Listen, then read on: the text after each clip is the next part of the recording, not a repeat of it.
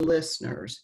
And so the first we're listening that we shared together was with Peter Alexander.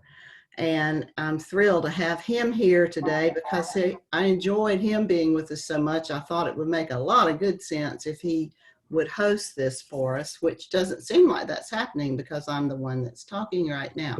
That's okay. But I thought that I'd open us with prayer, and then Peter can talk for a while as we wait for Marion to join us. So I'm on. Oh, there you are. Very good. Thank you for being here. We're just getting ready to open with prayer. And I'll tell you, we will begin wrapping this up after about an hour. And then if others want to stay, Marion said he could stay past that time if people had questions. But we know everybody's busy, and I know you don't want to leave in the middle of something. So we'll wrap it up a little bit around an hour, and then anyone's welcome to stay. So let's pray together. Loving and gracious God, we thank you for the beautiful day that you've given us today.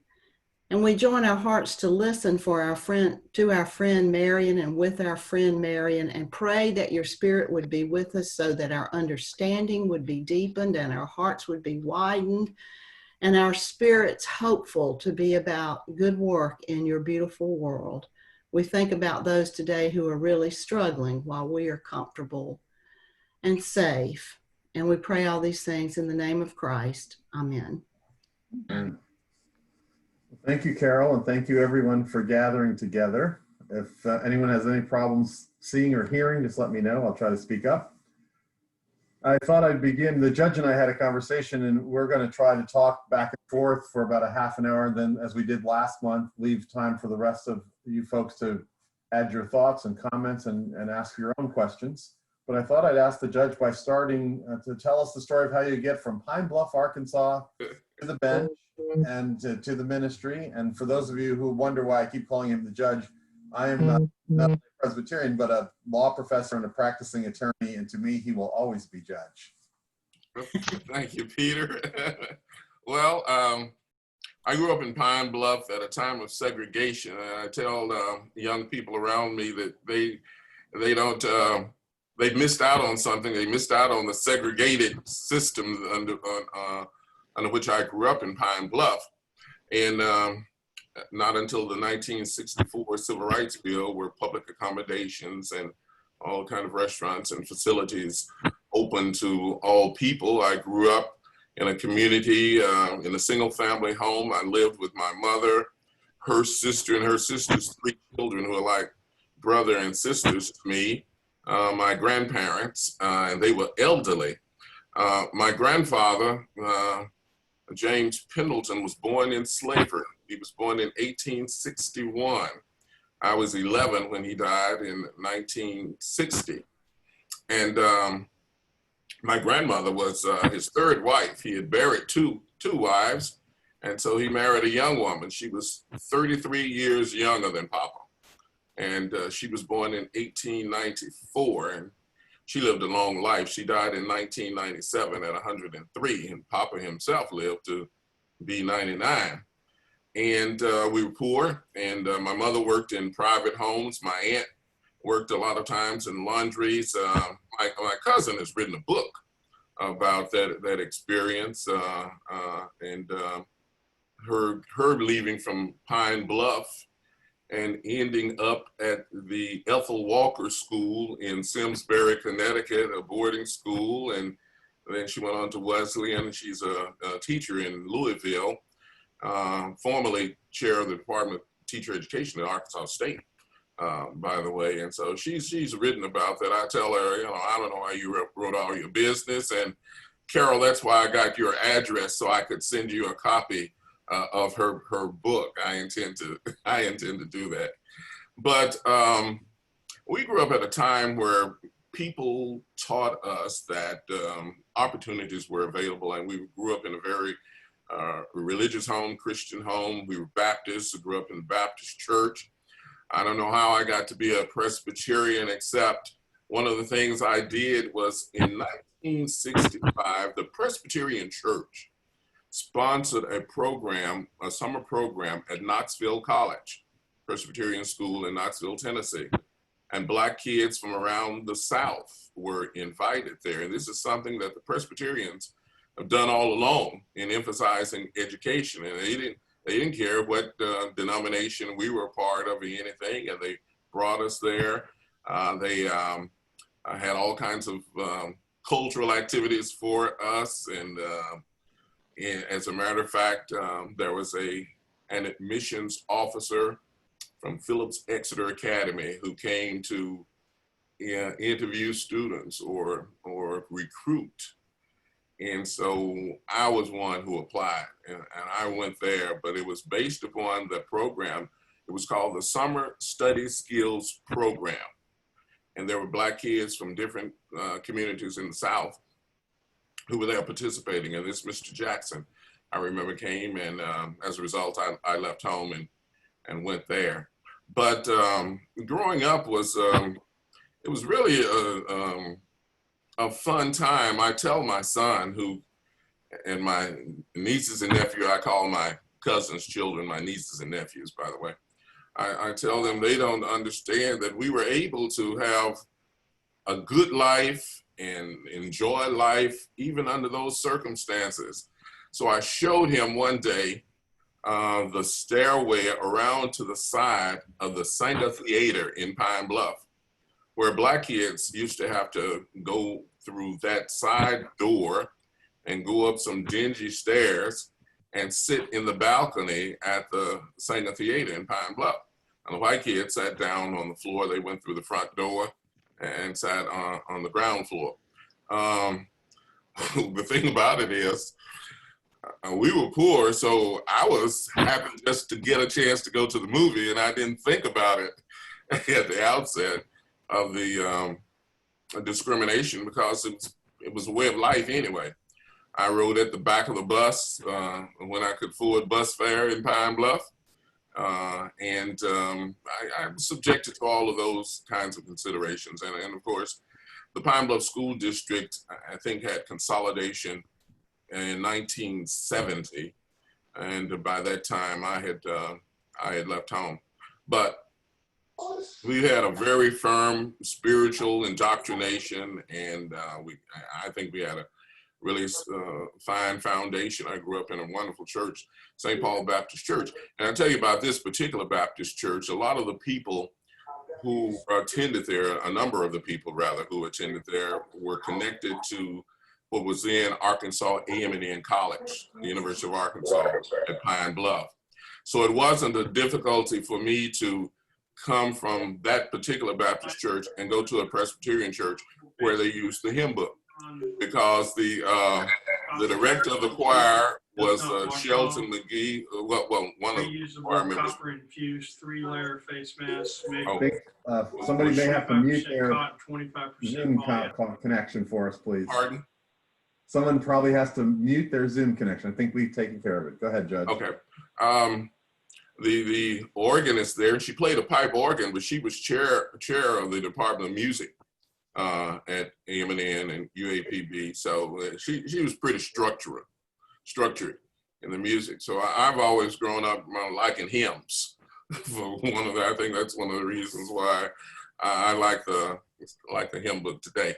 But at any rate, experiences then flowed, opportunities flowed out of those experiences. And so I guess it was always intended that I'd be a Presbyterian because of the experience I had at the Summer Study Skills Program at Knoxville College in 1965. We're pleased to have you as a Presbyterian. Your education took you up north, not only to Phillips Exeter, but to Princeton and to the Harvard Divinity School. Yeah. Can you reflect for us on experiences that you had with other races in the north compared to your experience growing up? Oh, well, when I grew up in Pine Bluff, of course, the races were segregated. And I didn't go to school with white people until I went to Exeter. And that was something else. I'm just glad that I survived. I tell people, I think I might have been able to perform better had I not been so tired the whole time I was there. I was there 2 years, and I was literally tired. And I think it was because of the regimen that we had to undergo. You know, we had to be up in the mornings by 8 o'clock at chapel, which means you have to have gone to breakfast, and it was required that you make up your bed. So you had to make up your bed, you had to go to breakfast, go to chapel, start classes, and attendance was mandatory. You couldn't miss a class. And then in the afternoon, there were required sports. And I think that's really why I was tired. I'm not an athlete, you know, I was fasting. And so it was required that you go. I'm like, this is just I was running stairs, trying to play soccer, trying to figure out something that I could do in a sport, trying to run track and all these kind of things. Then go back, get your lesson done, be in bed by 10 o'clock, and then start the whole process the next day. Yeah. I didn't think about it while I was doing, but literally I thought about it afterwards. I think I was physically tired, just because it was so different and something that I had not done. That aside from all the rest. Sure. Did you feel welcomed by the other students? I think so, yes. Yeah. And how about your professors? I think so, but the problem with Exeter, though, Exeter is not a nurturing community. Okay. You either know it or you don't know it, and there are people at that time. Now, I don't know how it is now. I think things have evolved. Oh, another thing I was scholarship. It was all, that's the other thing. It was all male at the time I went there. I had never been through this experience. I'm in New England, all male, and I was a scholarship boy. So I had to have a job. And I waited on tables and things like that. So that was additional that I had to do. I think people thought that they were opening up and that they were doing what they could or should be doing in making contribution to an inclusive society. Sure, there are some things that they didn't get. I think I went back through there in some years, and I don't think, for instance, the scholarship boys were as identifiable as we were back at my time. And of course, they had gone co-ed, which made it a whole lot better, I think, for the whole atmosphere. Mm-hmm. It would have been different for me coming from Pine Bluff and the background I had. But, you know, obviously, there are some things that could have been done differently. I remember we had a Black group there, the Afro-Exonians of all things, and so we were trying to figure out a way to have some Black girls on campus because you did have mixers and things, but very few of those schools had them. And the one that had the most Black girls in that area was Northfield Mount Hermon in Massachusetts. But it wasn't Northfield Mount Hermon then, it was Northfield School. It was across the street from Mount Hermon, a boys' school. The girls' school was Northfield. Northfield had the most. They're now combined, it's now Northfield Mount Hermon. But the problem with their coming to our campus was that they were prohibited from going to any social affairs, any kind of mixers, because they could do it with Mount Hermon. So they could go to Mount Hermon, but they weren't allowed to travel. So we had to be creative, and we came up with the idea of having an African-American conference. And so they were permitted to come to our campus because of an educational conference. Very good. Reflect on your personal reaction being an African-American man from the South who's now thrown into the Northern educational environment. It was different. It was difficult all the way around. And I don't think there was another student from Arkansas there, period, white or Black. And there were a few, Texas always had a contingency of folks, but Atlanta maybe. Mm-hmm. But by and large, there weren't all that many Southerners, period, but none other from Arkansas. And so I had to learn to navigate things for myself at a fairly young age, at 16 years old. I had to make out my own schedule for coming back and forth to Arkansas. And, you know, transportation wasn't easy, the most convenient for us. New Hampshire itself, I had to fly in and out of Boston, out of Logan Airport. And I'd have to try to get things timed, and the schedule of flights just didn't cooperate with what I would have to do. And before we left, each time we had chapel. So the flights, I couldn't get to the airport until a certain time of morning from New Hampshire. Then I think I was flying American Airlines mostly. And I could fly from Boston to New York, change planes in LaGuardia, and fly to Memphis. And back then they had Trans-Texas Airways from Memphis to Pine Bluff. So I did that a number of times. Trans-Texas was something else too. And then other times I did fly to Little Rock, but we didn't have a car. So my mother would always have to get someone to pick me up, or they come get me with the folks. And we did it like that.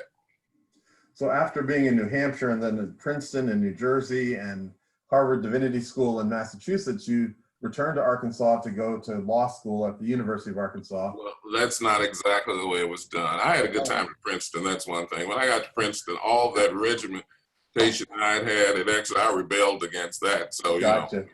I had a good time there. And I was admitted to law school, and at first I didn't go. I started off at Antioch in Washington, D.C., and I think I was there a week or so, and it just didn't feel right. So I went back home. I worked as a newspaper reporter with Pine Bluff Commercial, first as a copy editor, then a newspaper reporter. And then I went to law school the next year, and I wasn't doing anything worthwhile in law school. It was a bummer for me. I was, I guess I had this preacher instinct all along. I wanted to expound on things. I wanted to give my thoughts. And in law school, you're just regurgitating what the law. You got to learn the law because that's what you have to apply. Right. And it was. I found it boring because much because of that. It was almost like a friend of mine at the University of Arkansas who went to medical school. He was from Marvell, Arkansas, did real well at Fayetteville undergrad and went to Harvard Medical School. But he told me one day, he said he knew he couldn't be a lawyer because he looked at the books and he didn't see any pictures. And so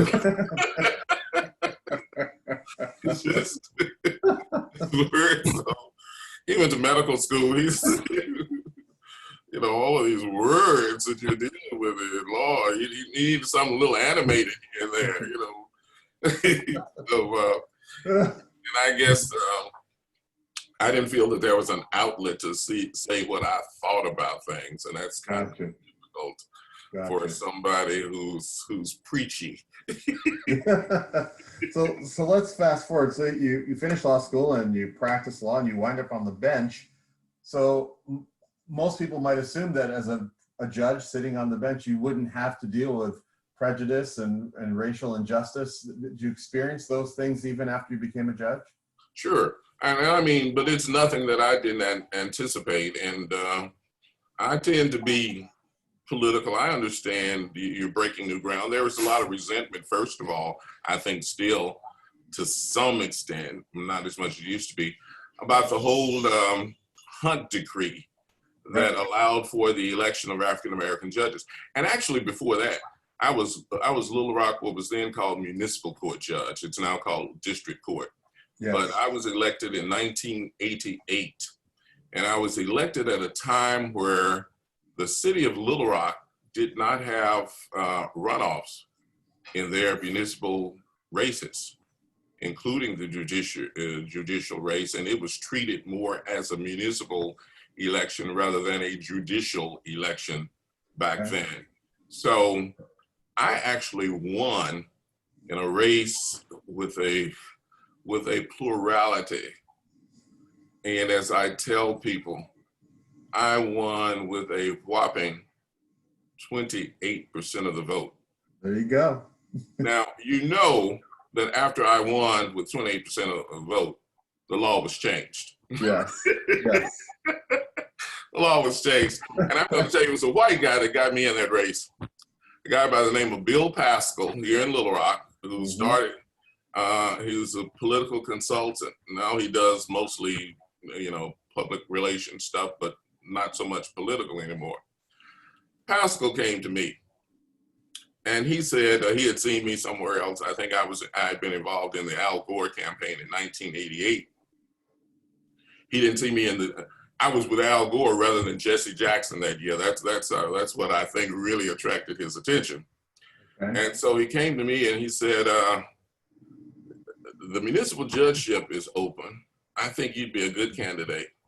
And he said, look, there are 4 white candidates who have said they're going to run. And they have taken some steps. They have bought some campaign literature. So that means that they're in. And the incumbent, being one of them, was very unpopular for a number of reasons. He had done some things that people did not like. So that's why so many people into the race. He said, if you get in it, and if you work the African-American community, and you work Hillcrest and the Heights, you can win this thing. Wow. Well, I sat up in my seat because I had come from Pine Bluff, and Pine Bluff, you did not have, the thing is, Little Rock had a plurality election because it was a city manager form of government. Okay. In the state of Arkansas, if you had a mayor council form of government, you had runoffs and you had party designations. So it was different only because of that.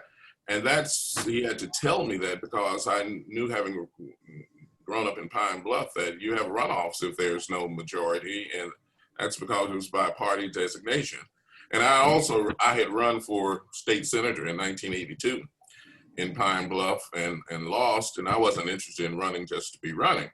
So when he said that there will be no runoff, and he said there are 4 white candidates in the race, and here's your strategy. You work the African-American community, and you go up to Hillcrest, and you go up to the Heights, and you can win it. Well, that made sense. That made practical sense. Sure. And so I got in the race, and I had 28% of the vote. The next person had 26%. And as I've told my congregation and others, Jesus has something to do with it when you win with 28% of the vote. Amen. Amen. So I said I could stick my chest out, if I won with 51 or 60% of the vote. But when you win with 28%, the Lord has blessed you, and so you take it as that. And when you win with 28% of the vote, you're still judge. You're still judge. You have the same authority. That's right. I think some surprised that I took it as having the same authority, but I had seen what happened with a Black guy by the name of Leo Chipman, who won over in West Memphis mayor with a plurality. And I think he approached it as though, having won with a plurality, he was a little bit more tenuous or tentative in some of the things he did. And they ran over him anyway, and he was kicked out the next election. So I figure if I'm here, might as well go for it. Go for it and do it the way that I think it should be done. And so then here's the Lord. Now I believe this way. In 1992, first of all, Ben McGee was a state representative over from Marion, Arkansas. And when the legislature, as soon as I was elected, seemingly, there was a bill pushed by surely people in Pulaski County to change the way elections were done in the city of Little Rock. That you could still win with a plurality, but you would have to have had at least 40%. So Ben called me at my office. He said, Judge, you want to come over here and testify against the Marion Humphrey bill? I said, man, there's no point in that because next time they're going to run me one-on-one. It won't make any difference. There you go. but here again, opportunities are made available. Right. And this is part of my experience with the Lord. That's a wonderful. The next time around, story. in 1991, the Hunt Decree came into effect. So there were some majority African-American districts created. And instead of running for re-election, where into the seat where I won it with the plurality, I ran instead for a circuit judgeship in this new district created by the Hunt Decree. And I won that vote with, I won it with a bigger margin. Last I saw it, I had an opponent. But I think I had 82% in that race. Those are the numbers you won the first time reverse. That's pretty impressive. That is, I hadn't thought about the reverse until you just said that. There you go. So let's talk about that. For those who don't know how the courts work, a circuit judge is going to have more power, is going to have a broader portfolio of cases that they're going to hear. And among those, you did a lot of criminal cases, and you had to adjudicate some very serious cases, including murders. And one of the things that I know about you is that normally when a person pleads guilty, which makes things go away a little bit faster, there's a litany of questions that we have to ask a defendant before the judge can accept the guilty plea. But what I've heard about you is that you would ask even more questions and really get the defendant to own up to whatever he or she might have done. And particularly because you had a lot of African Americans in front of you, why did you feel it was important to go that extra mile with these defendants? Well, my experience in getting to be a judge was different from others. I had worked for Prison Fellowship, a prison ministry that was started by Chuck Colson after he was released from jail for his role in the break-in to in the Watergate. Ellsberg's in the Ellsberg case. Yes, and he made the distinction between involvement in the Watergate break-in as opposed to the break-in of Daniel Ellsberg's psychiatrist's office. And so I went to a lot of prisons, a whole lot of prisons. And I talked with a lot of people who were inmates and incarcerated. And it was at that point that I really discovered just how big a percentage of African Americans there were in prison. I hadn't really thought about it to that extent until I started working for Prison Fellowship, and that was about 1979, I think. And I came away thinking that it is important that people articulate why they did something, because it causes them to think about it. You could come into the court I had, and you can enter your plea of guilty and say, yes, I did that, and run on out of there.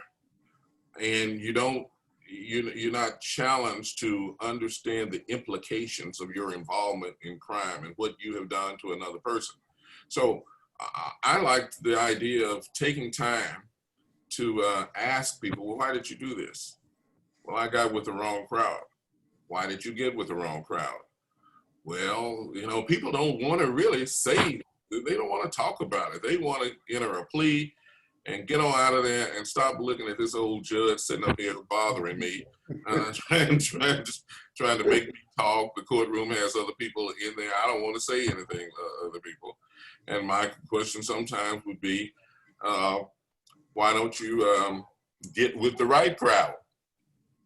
And if you didn't find a right crowd, why don't you stand alone and let a crowd form around you? Why do you do it? Do you think someone really wants you breaking into their house, stealing stuff that they have worked for? How would you like it if someone did that to you? And just talk to folks about this, because they're human beings. They have some understanding. And some people are just out here doing stuff. And one was humorous one day. He actually busted out laughing when I was questioning him. He had a drug charge. I think he had some crack cocaine or something. And he said it was his birthday. And so they were just having a party with this crack cocaine. And I looked at him and I said, whatever happened to cake and ice cream? Amen. He busted Amen. out laughing. Good. Yeah. Wow. Because here he is talking about, oh, to celebrate his birthday, you gotta have some crack. I was, what about some cake and ice cream, dude? Wow. Wow. Well, before I turn it over to everybody who's watching on Zoom, I want to ask you, it's probably a more difficult question. From all of your experiences as a lawyer and as a judge and as a political activist, why is it that we're seeing so many of our young men in this criminal justice system and so many of our young men incarcerated? I don't know. It's troubling to me, and I said in an article that was written in the Democrat Gazette when I retired, that the thing that bothered me the most was so much of this violence in our community. It just troubles me. But right now, as we speak, one of my church members is sitting up in jail charged with first-degree murder for having killed the young man at a family hour of all things a month or so ago. A couple months ago now. 21 years old. I never would have thought that he'd be involved in this. And, you know, he has his defense, and we'll hear that. And then I look and see these young men down at Southern Arkansas University, 4 charged with capital murder, and the death of a young man who was a senior, who is an engineering student. And I'm saying we can't afford to lose young men like this in our community. Here are 3 football players. You know, when I grew up, football players were popular with the girls, and I can understand that, but I don't understand this violence. Somebody who's a football player who has athletic ability, unlike somebody like me. You know, why are you even remotely involved with something like this? Yeah. What is going on? It's distressing sometimes, and it doesn't seem to stop. And I had relatives call me about all of these things. You know, because I do some legal work. I'm trying to restrict that to mild stuff, though. I refer them to other attorneys about these cases, because I just don't have the stomach for it, and I'm too old for it, and it's just not a good look. Yeah. And I just think we just have to be prayerful, and it's not a matter that some of these kids haven't been trained better and taught better. I don't know what it is. I guess it's the association. It's one thing, though. All these kids have these guns out here. And so if you have the gun, it's a possibility you're going to use the gun. Yeah. If they didn't have a weapon with them, they wouldn't do this, but they do, and they don't have the best judgment. And they're easily offended or feel that they're disrespected. I don't understand that. And but it's the reality of life, and you deal with them as you can. You can't write them off, but you do what you can do. Well, I thank you for answering my questions. Is I was reading some information about you. Peter Alexander. Yes. Oh, did I hear somebody say my name? Oh, I was just going to say to the judge that when I was reading about you, one of the things that I read that impressed me very much and has stuck with me in my research is that you commented that when you had a defendant before you, perhaps who was charged with murder, you always realized that there were 2 families that were going to be devastated in this process. Yes. The family that lost the child, but the family that's going to lose their child because they'll be incarcerated. And I want to thank you for reminding all of us of the devastation that these kinds of crimes have. There are multiple families who are always involved. They're always, and let me give you, there was a case I had where I was tough on this particular person. There were 3 young men charged with killing 2 other young men, and they took them out to Heinemann Park and shot them down. First of all, they put them in the trunk. And I'm just looking at this whole scenario. There were 2 young ladies who lured, I think, these 2 young men over to a particular house. And once they got there, these other 3 guys came out of the room. Now, I think one might have been the boyfriend of one of the girls who had these other two guys over there. And I don't have to say why these two guys went over there with these two girls, but when they got there, something else occurred. And one of them had probably been involved in a drug deal with one of the guys. So they come out, the three guys, grab these guys, tie them up, put them in the trunk, then take them out to Heinemann Park, shoot them down, kill them. There were two of them who were convicted of first-degree murder and given life sentences, and the third one had entered a plea with me, and he was supposed to get a lesser sentence recommendation from the prosecutor in return for his testimony against one or two of the others. But at the time of the trial of the person where he was supposed to give testimony, he flipped the script on the prosecutor. Oh, wow. And did not say what the prosecutor thought that he would say. And he had given his plea to me. And in Arkansas, unlike what seems to be the case with Michael Flynn up there, once the plea is entered, and you've got this interval where you before you do the sentencing, but once the plea is entered, you have to request that the judge allow you to withdraw the plea. And in this particular case, I did not permit him to withdraw his plea. I denied his motion to withdraw the plea. And I imposed the same sentence on him that the other two had received, which was a life sentence. Well, you have one mother, the mother of the defendant on one side of the courtroom, but you've got this other mother on the other side. And the mother of one of the two boys killed caught my eye. I was on the bench, she was in the audience, and she did this.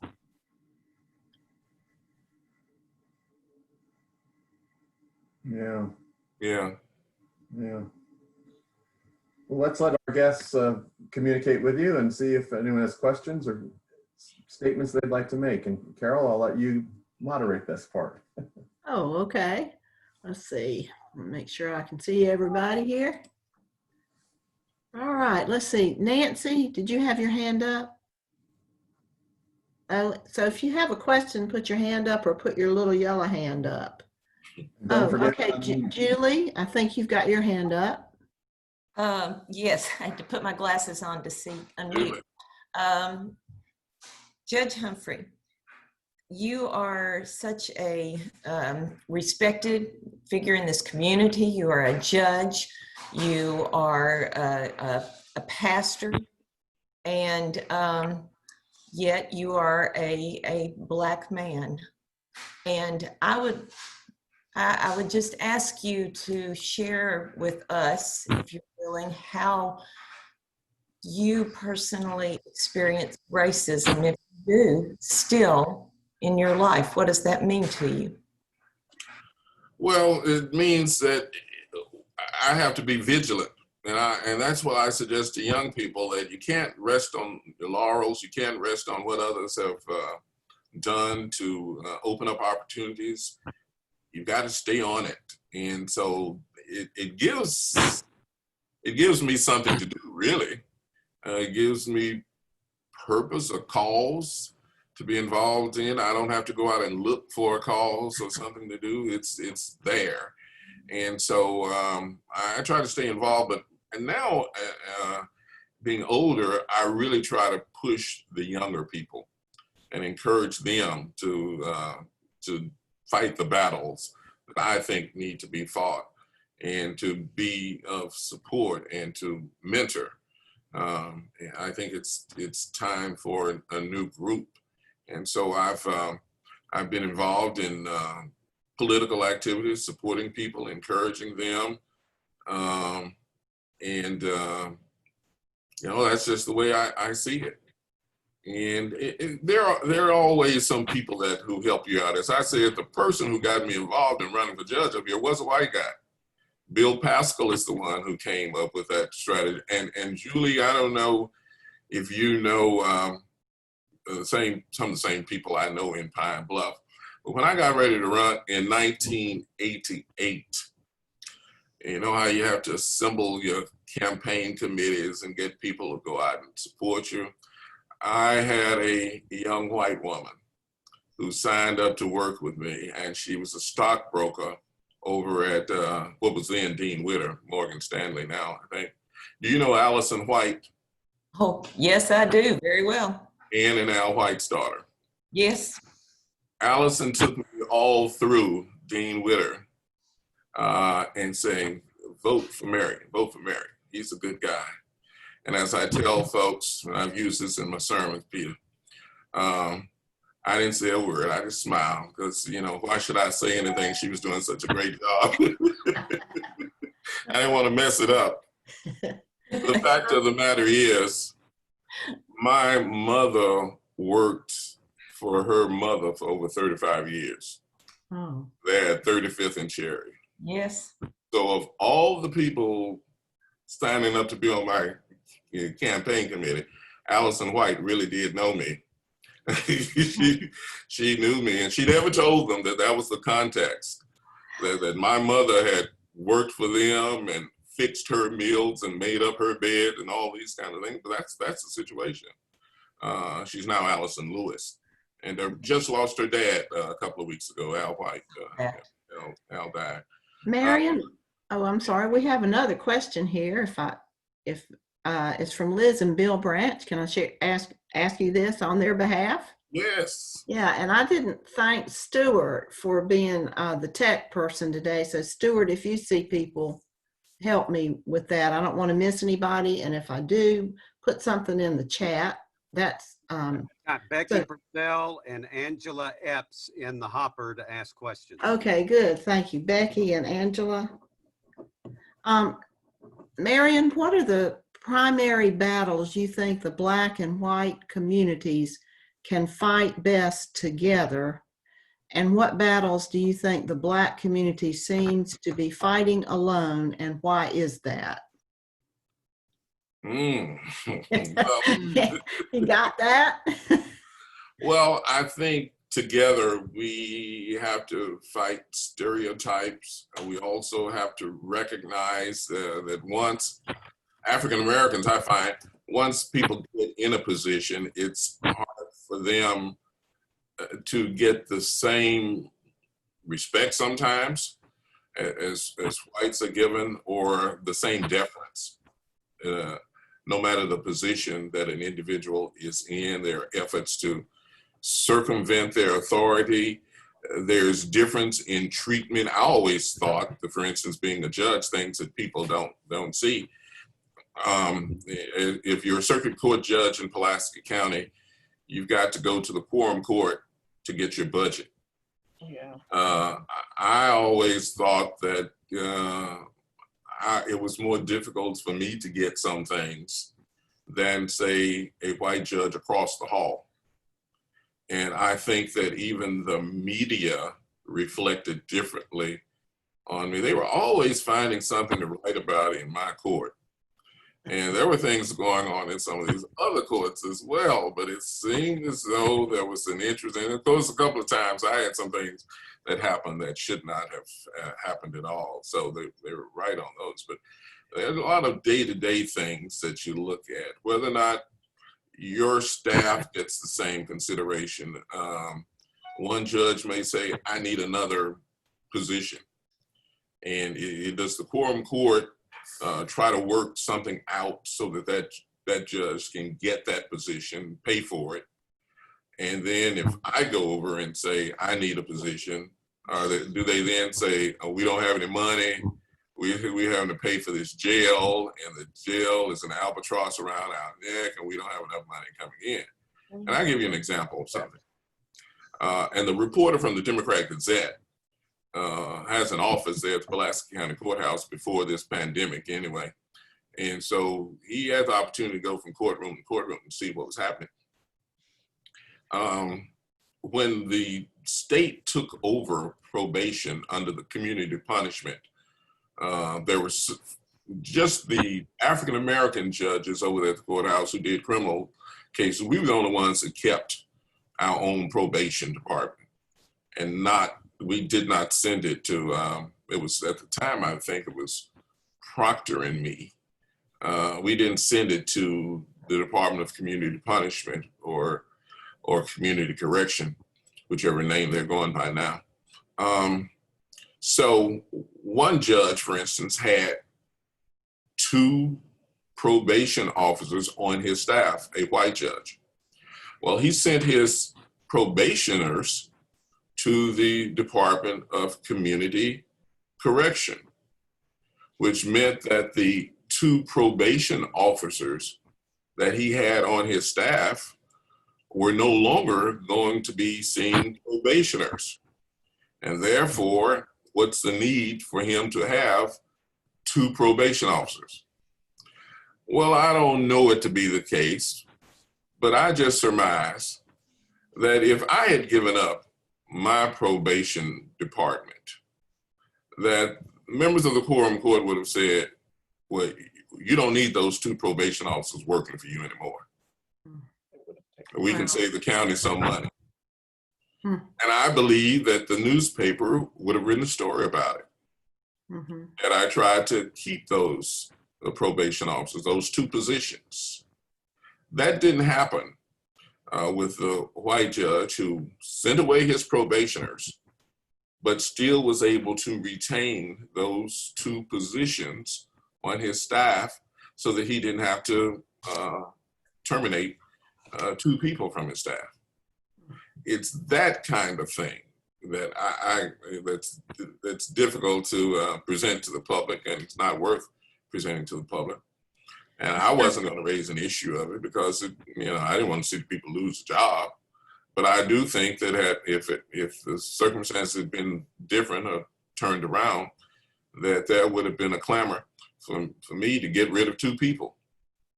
And some of that is awfully subtle, isn't it? It's real subtle. That's the kind of thing that I think that you're up against, and the public doesn't see that, doesn't know that it's going on. But my staff members know that.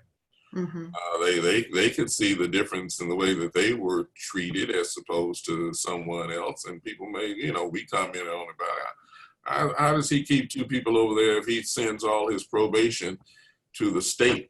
They no longer report over there. What's the justification for having those 2 positions, especially when we can't get certain things? And since my folks have more probation officers, maybe they ought to get more of a raise.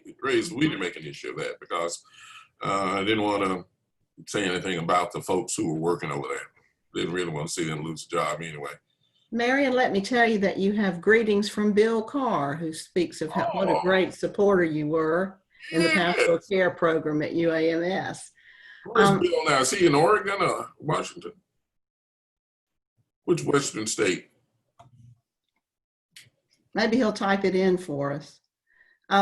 Becky, are you still here with us? This is Becky Purcell, who had a question. Hi. Yes. And Reverend Judge Humphrey, may I call you that? I go Reverend by Judge. No. Yeah. And I want to apologize for not having my camera on. Zoom has told me I can't, and I don't understand why. I'll try to figure that out today. Listening to you talk, Reverend Humphrey, and you just spoke to, we've got to battle racism by addressing stereotypes, but as you describe the situation with the probation officers,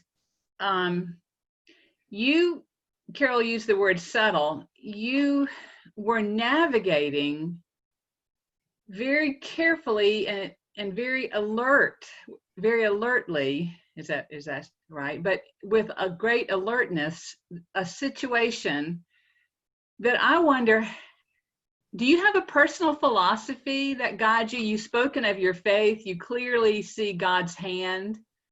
The lectionary passage, last Sunday was Joseph and all the navigating he had to do to be able to bless and preserve his brothers. Do you have a personal philosophy that helps you navigate? It is my faith. I mean, the faith is at the core of it. And my belief, and I also understand practically that you can't fight every battle. You have to choose them sometimes, and you want to cooperate with people as much as possible. Mhm. There are times that you might want to draw the line. It's that kind of consideration. You just and you can't worry about everything and get upset over everything if you're going to maintain some measure of sanity. Mhm. So, Yeah. So that's a one-word answer, really, is faith. And oh, for the that's faith great. Thank you. Thank you. We have Felicia. Peter, help me with that. Her name. She shows up as Oh. Angela here, and she's from Good Dallas. morning, Judge Humphrey. This is, you know me as Felicia Turner from Lono. I know you. Your dad and my mother-in-law went to school together. I know you, and your daughter's friends with my son, who's supposed to be moving home today. But He just graduated from law school? No, this will be his 3L, but since it's all virtual, he decided not to renew his lease, and that he'd come here, and we have a place. It just so happened that we didn't have a tenant in this particular place, so he's gonna have his own crib. Oh my, okay. Well, I have to say, I didn't realize until today that you were actually from Pine Bluff. You didn't? I did not know that. Were you born there? Yes. Where else is there? Where else would I be from? But We have that in common because I was born there when my parents were students at the at Arkansas AM&N back then. I right. didn't know that, Yeah. but I knew your I'm wife from and the my east dad side. were from the same community. I learned some things I didn't know, including that, but I did have one question because you went to the University of Arkansas Law School, Yes. right? And that was sometime after, as we refer to them, the pioneers, the first Black students there. Yes. I'm wondering about what your experience was like at that law school. It was difficult because first of all, my head wasn't in it really. My heart wasn't in it rather, I think, and so my head usually follows my heart. So I thought it was a different atmosphere and than other schools that I attended, even in the Northeast. And law school is just different. Law school is different from undergrad, and it is not an opportunity, as I said before, to express your position, come up with your own thesis on something. And so I wasn't a good law student, and I left law school after a year and a half and I went to divinity school in between. I don't encourage anyone to do that. But I don't like having credits that couldn't be transferred to anything. And I might sound real evangelical, which I may be too anyway, but I went back to law school for two reasons, I think. One, I didn't like those credits that I had that I couldn't apply to any other discipline. And secondly, on that, I guess the ministerial thing, I had a good friend who was there. I was trying to get back to see him. He was insisting on staying at the University of Arkansas. I knew him from the Black Student Organization, and he was battling leukemia. Oh my. And so his parents down in North Little Rock didn't want him to be up there because they were always concerned about getting a telephone call. And so I applied to get back in. And here again, things worked out. Harvard Divinity School had a requirement that you stay on campus for the whole 3 years. And if I had gone back when I went back, I would have finished in 2.5.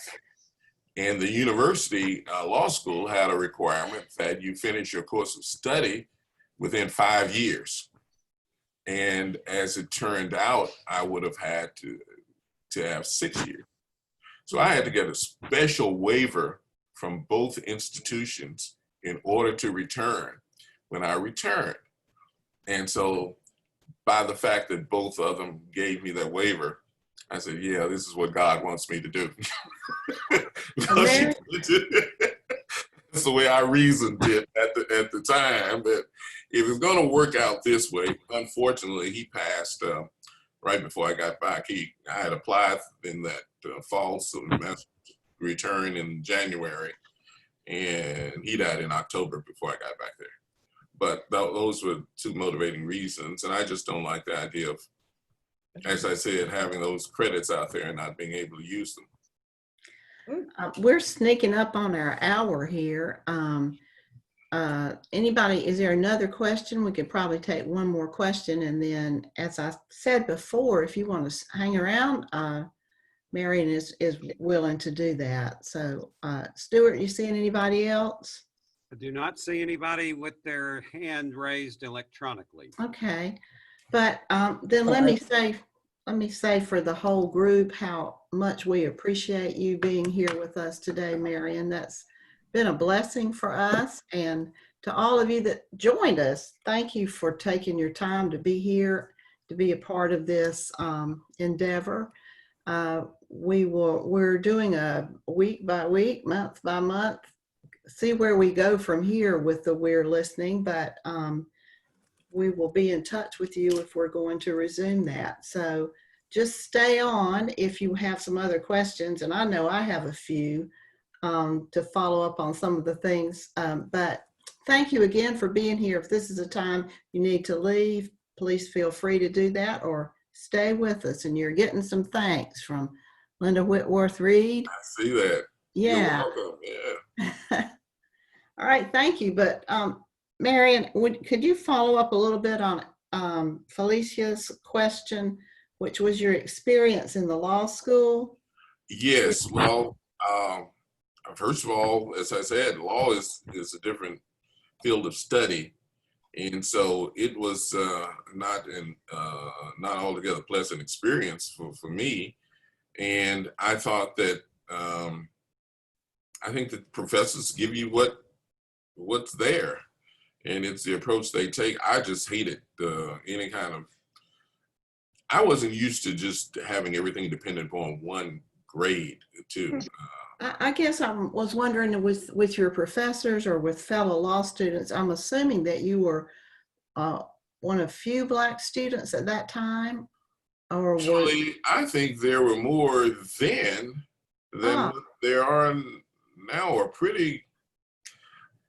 If my son's class is any indication, there were more of us than there were of his.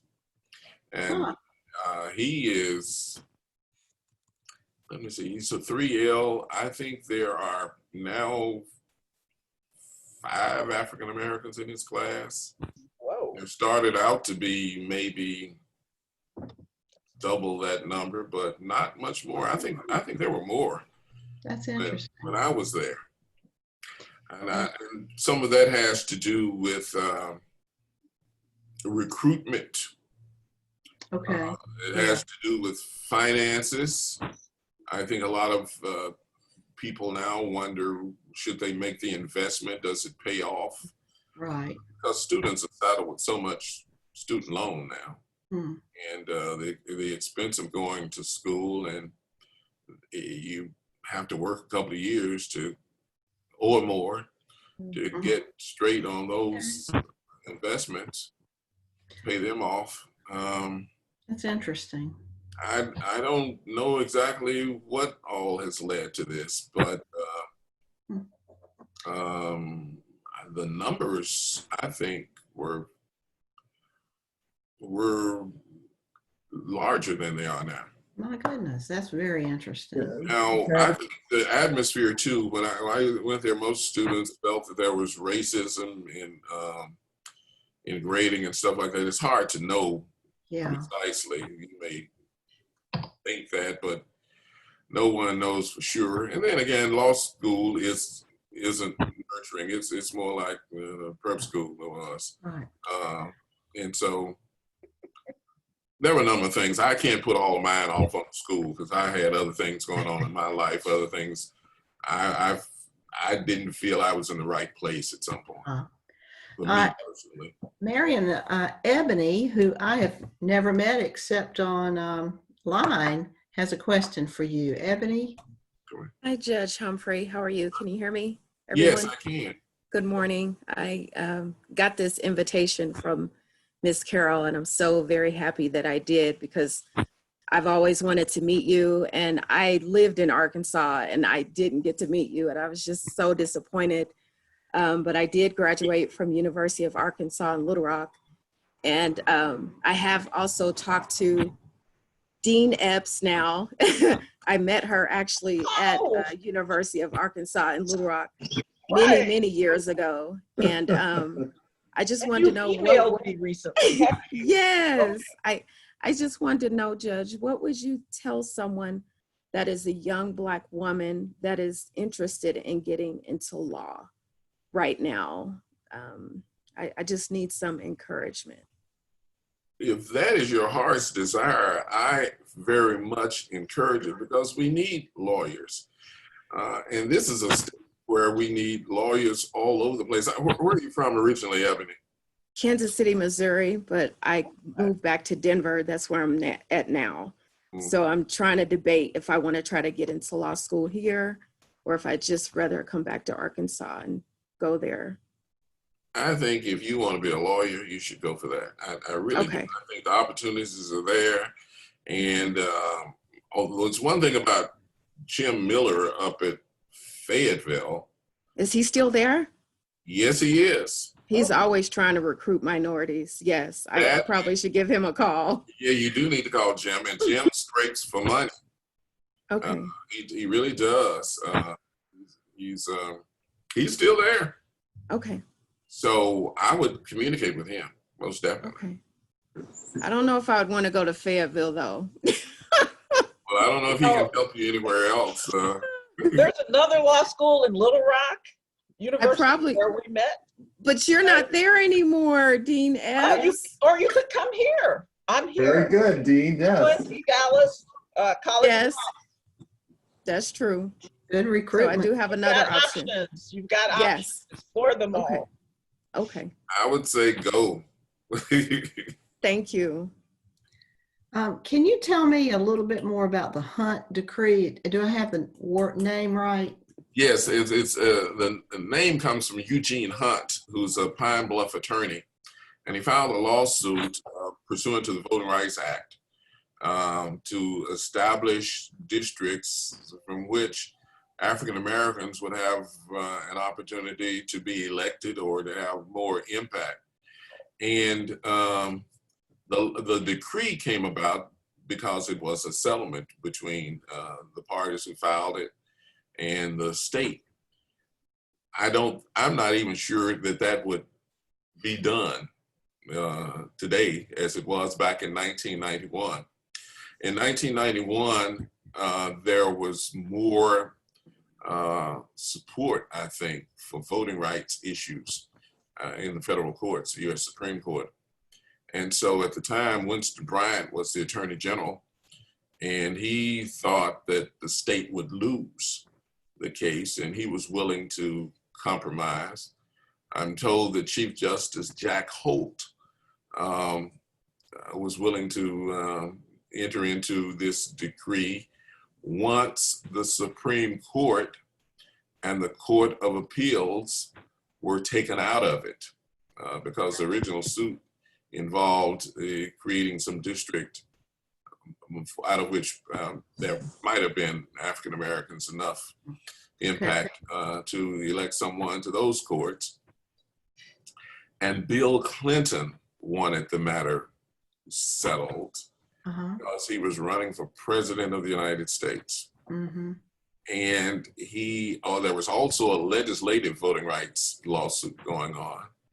And Clinton wanted all of this stuff settled because in his travels, say to places like Kansas City or Denver, or especially places like New York and California, the more aggressive Black voters would question him on why there were so many voting rights lawsuits in his state.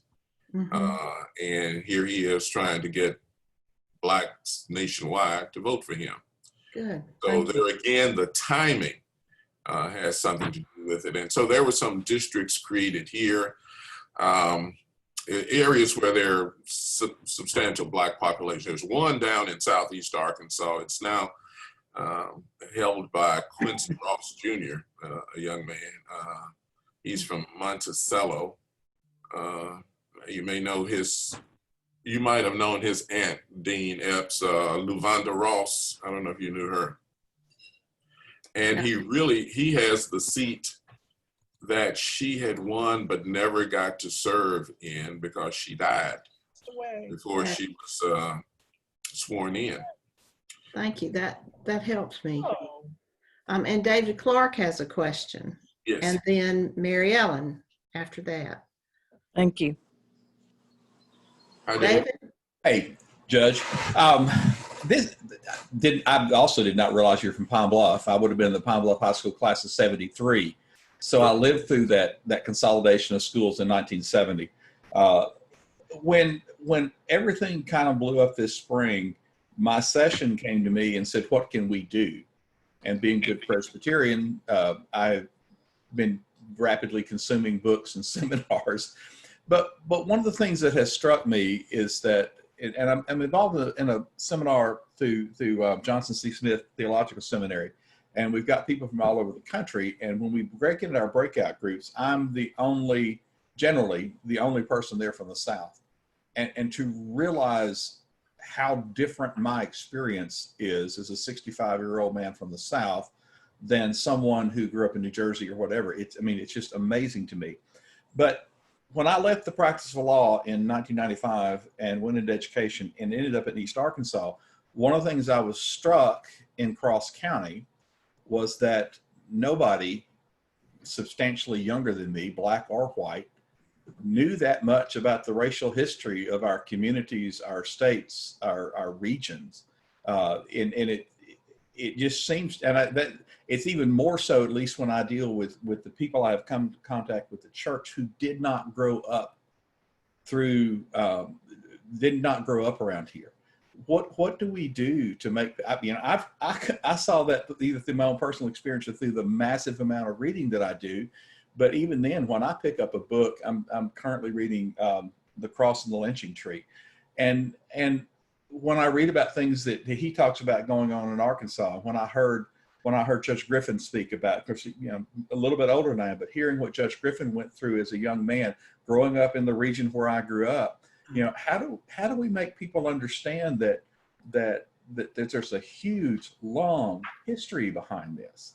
That this is not a problem that's confined to 2020. That this is a problem that goes back throughout our history. How do we communicate that to folks? Well, first of all, I think they have to be interested in learning about it. Right. Because people are around to explain what happened or to tell their stories. And it's a matter of whether or not people have an interest in it. Now, as to young people in the African-American community, I just think that many of them have grown up in such an atmosphere that this stuff is unimaginable to them, but they just don't understand how it was allowed to occur, and they don't really know what it took to have the changes that we have today. I just think that people have to talk about it, and that's what we're not doing. I keep running into people say, this would all just go away if we just didn't keep talking about it. They say that what? They think the whole problem would go away if we would all just stop talking about it. I don't think so. I think I don't think so either, but I hear that from people. I'm not racist, so if we just quit talking about it, everybody else would be okay too. I do think the last 3.5 years have given a lie to that, but. Right. Mary Ellen? Thank you. I would like for you to address Black Lives Matter. It seems to me, and of course it's a great slogan, And I truly believe that we believe that. We do believe that Black Lives Matter. I wonder, because there is so much black on black crime, not just crime, but murders, that does the black community actually believe that Black Lives Matter? Well, I understand your question, You understand what I'm trying to say? And I understand what you're trying to say, and my answer there is absolutely. We believe that Black Lives Matter. That's why I didn't allow that young man to withdraw his guilty plea, is because I believe that Black Lives Matter. He could have withdrawn it, and you know, that wasn't mandatory that I held that. There's a lot of white on white crime too.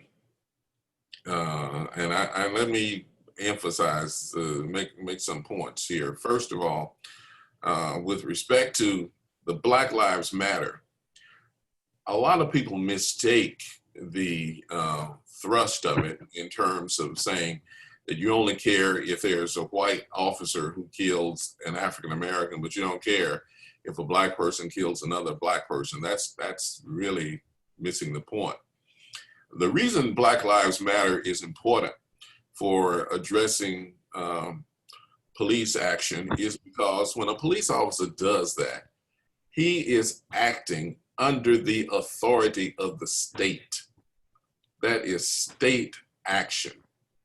And all of us have to be concerned about state action. The second thing is, too often, no one is held accountable for it. And so therefore, if police go in Breonna Taylor's house and kill her while she's lying asleep in her bed, people also are aware of the fact that that doesn't normally happen with white people. So that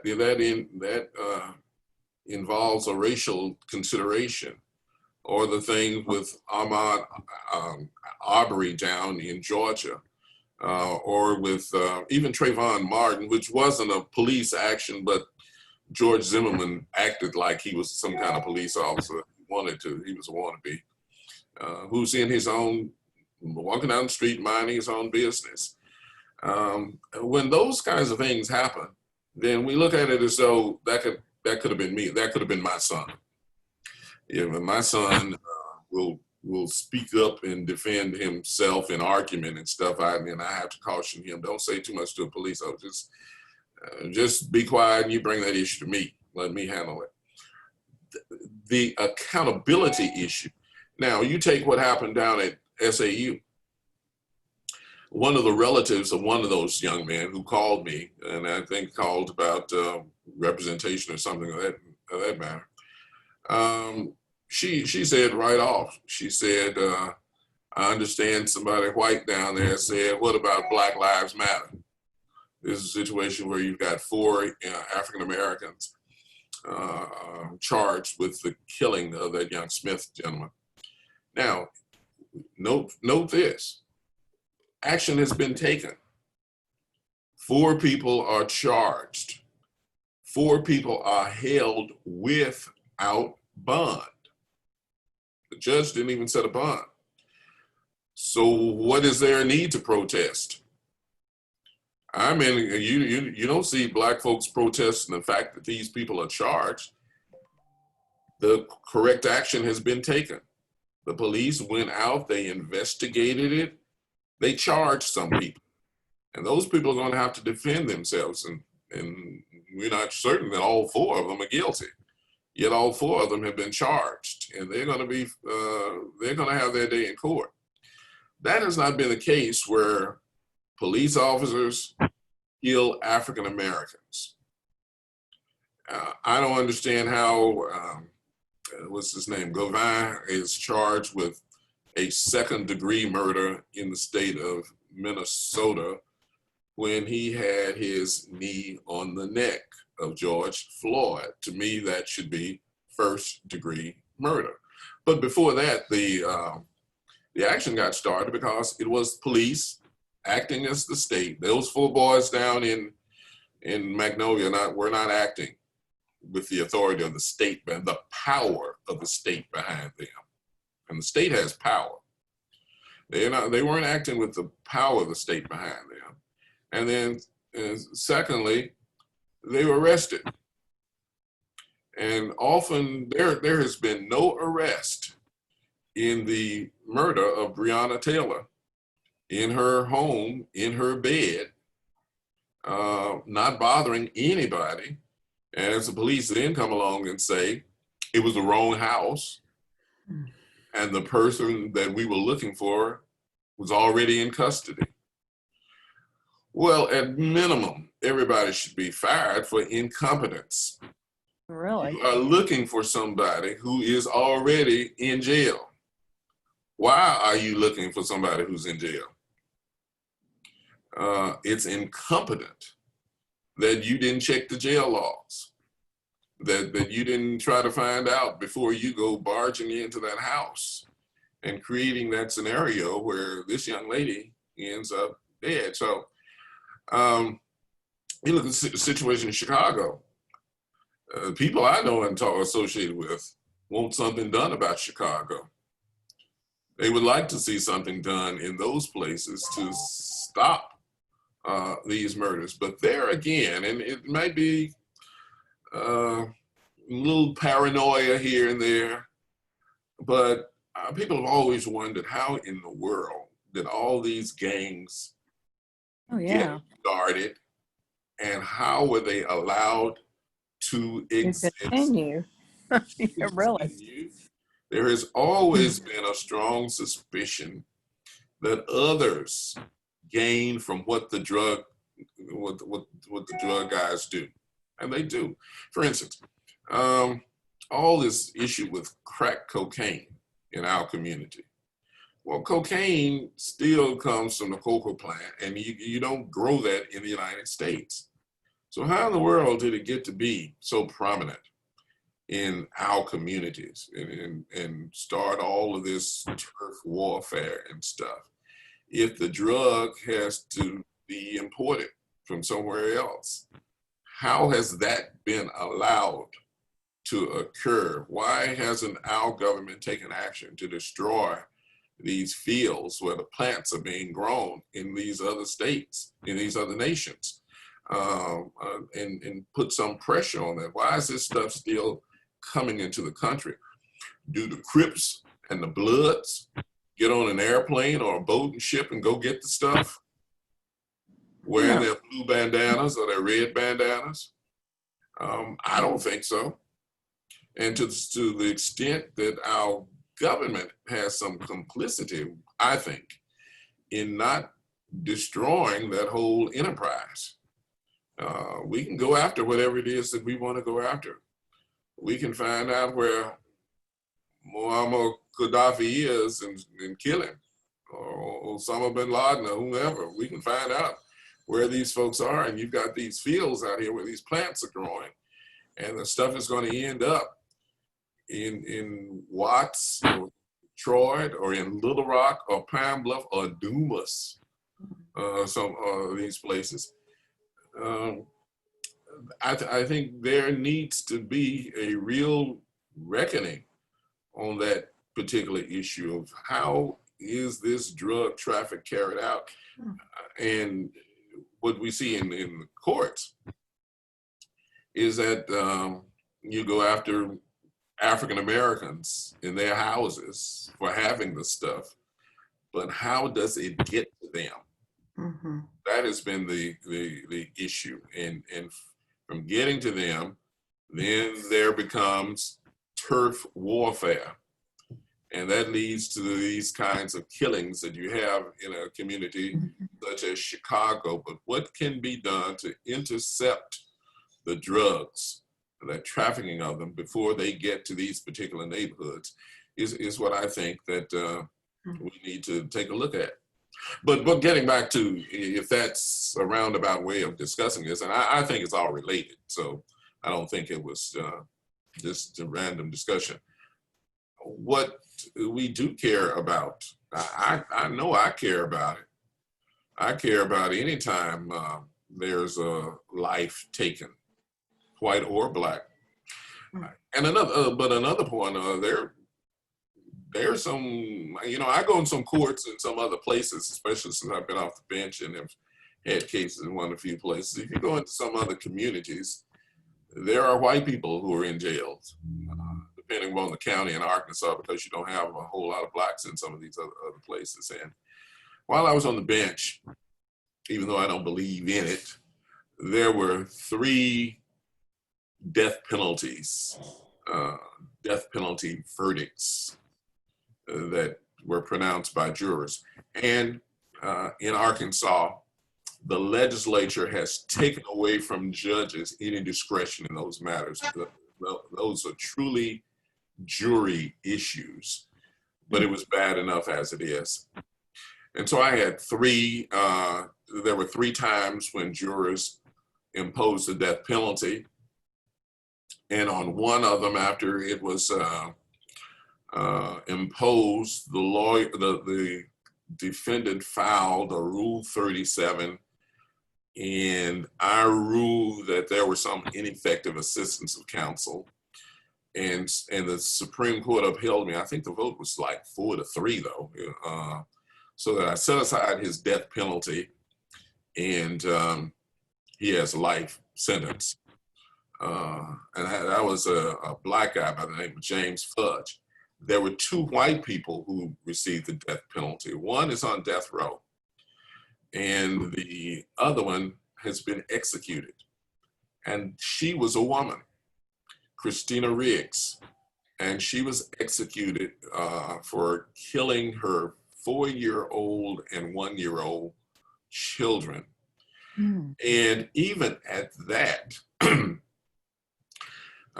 Christina Riggs I believe she could have avoided the death penalty anyway had they put on a different kind of defense, even though it was during that same era of the Susan Smith killing her kids over in South Carolina. And so the jury was impacted, I think, by what was going on. But her defense was something like I have never seen before. Her lawyer started off by saying, you know, we're pleading not guilty by reason of mental disease, a defect. You know, she's got to be crazy to kill her kids. I mean, that was like his opening statement, and his attitude, the way he handled it was like that all the way through. In fact, when she was convicted, and we have a bifurcated system, we find the person, you deal with the guilty innocence first, then you come back and do the penalty phase of it. There are only 2 penalties that are available for capital murder, one being death and the other being life without parole. They took the position that you didn't buy our defense of not guilty by reason of mental disease or defect, go ahead and execute it. And he so much as said it like that to the jury. And I just said, my goodness, what are they doing in my courtroom there, conducting this trial like this? And so I ordered that he file an appeal on her behalf of the conviction and the penalty. He filed a petition for writ of prohibition to the Arkansas Supreme Court, saying that she didn't want to appeal her death penalty, and for the court to prohibit me from ordering him to file an appeal in that case. And the Arkansas Supreme Court granted their petition, Christina Riggs' petition through her attorney. And so I was prohibited from ordering her to appeal it. On the sentencing phase, she took the stand and she said, well, you know, my lawyer and I have discussed this. We discussed it, and I've let him know that if it came down to this death penalty or life, I wanted to be executed and go be with my kids. And I had not seen anything like that before, and I hated that they were in my particular court with this. But, and I think she could have been spared, her life could have been spared had she brought back her sister in particular, and others in her family to testify about the experiences they had had growing up or their mental issues. Wow. Now, our mental evaluations are done at the state hospital everything, and their determination was that she was not suffering from mental disease or defect at the time she did that. You know, to some extent, her lawyer might have had a point when he said, you know, she's got to be crazy to kill her kids. But you've got to establish that clinically. And they just didn't have it. And so she was executed, and she was executed pretty quickly. The other guy is still on death row, and this has been since about, he's been on death row since about 93 or 94, whenever we were in the temporary building doing renovations to the courthouse, because I remember that case came up when we were in the old KARK building in those temporary quarters. But he killed 4 people. And he, the only thing that I can divine from what was said at the trial is that he was upset because his girlfriend was in this trailer dancing with somebody else. And so he had gone in, and he was looking for her too, but he shot and killed 4 people, and she was able to hide somewhere in the trailer. I don't know how she did that, but she did, and she got out. And I saw his lawyer in the hallway one day, and I said to him, I said, can you get the prosecutor to work out a deal? Can you work out a deal with the prosecutor where he'll just plead guilty and get a sentence of life? Can't you talk to her? It was a female prosecutor, by the way, who's really a good prosecutor. I may not agree with the death penalty. She's good. She does good legal work. And his response to me was, I already have asked her, and she said, there are too many dead bodies, and don't ask me no more. Don't ask me about waiving the death penalty. I think you should write a book, is one thing I've learned today. You definitely need to write a book for it. Or sign on to the Law and Order staff or something like that. Well, that person may be executed sometimes. So that's Nancy. And Nancy, I looked all over for a telephone number for you. I'm sorry, during that time. Nancy, did you hear that? She's trying to say she's still on mute, but she thinks she's saying something, but she's on mute. No, I'm unmuted. I'm going to talk. Hi, Nancy. How are you? I'm doing just fine. I just want to say you're one of my very favorite people, and I thank you for your standing in this community. You've just done thank you. Well, I want to thank you for helping me out in that campaign. You and I remember Martha Carville helping me out. Yeah. Well, thank you for all your consideration and your love that you share. Really, thank you. Anybody have one last question? Well, again, Marion, it's just been wonderful. Thank you for the time you've given to us. We really appreciate that. Stuart, thank you for your tech work. We appreciate that very much, and all of you for being here. And certainly do wish you all a good day and God's blessings. Carol, I think we need to clap like we would see on the convention. Yeah, let's do that. Do that for Marion. Thank you, Marion. I'm glad that question was asked about Black Lives Matter, because I do think even more should be said about some of these occurrences and what it's doing to people, because this hurts people. It hurts people on all sides. It does. It really does. I know the grandmother, one of those who's charged, is really, really shaken and upset. And she's a missionary in the Church of God in Christ. And that young man's uncle called me as well. And you know, they just don't know what to make out of it. You know, I think I will always have that image that you lifted up for us of the family over here and the family over there. That's, really, really powerful. And I thank you for that.